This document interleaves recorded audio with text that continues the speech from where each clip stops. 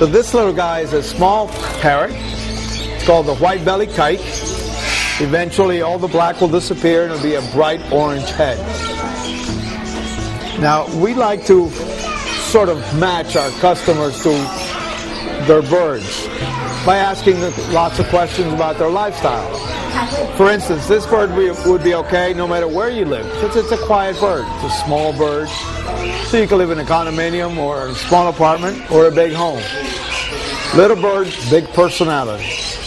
Now other birds like the big macaws, for instance, these large macaws, you would want to have a large house, or at least a house. You wouldn't want to have one of these in a condominium where there might be sound restrictions. I say sound because birds don't make noise. They can be vocal, and they're highly vocal at sunup and at sundown. Mostly the South American birds. The Indians have a legend that that's their way of saying hello to the new day for having lived through the night. And at nighttime is the last hurrah for the day, or thank God for the last day, because most of them get eaten at night. So this is why they're so vocal at sunup and sundown.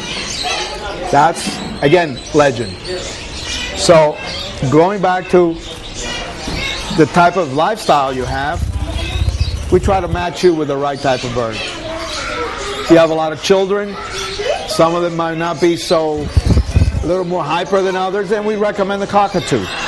Cockatoos being these white birds. Cockatoos are sweetness personified. These birds are sweet 100% of the time, 24 hours a day, 7 days a week. And so they'll get along with most children, the entire family.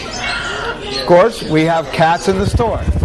The reason we have cats in the store, our dogs are at the farm, and birds are used to dogs. But again, lots of customers own other pets like dogs and cats.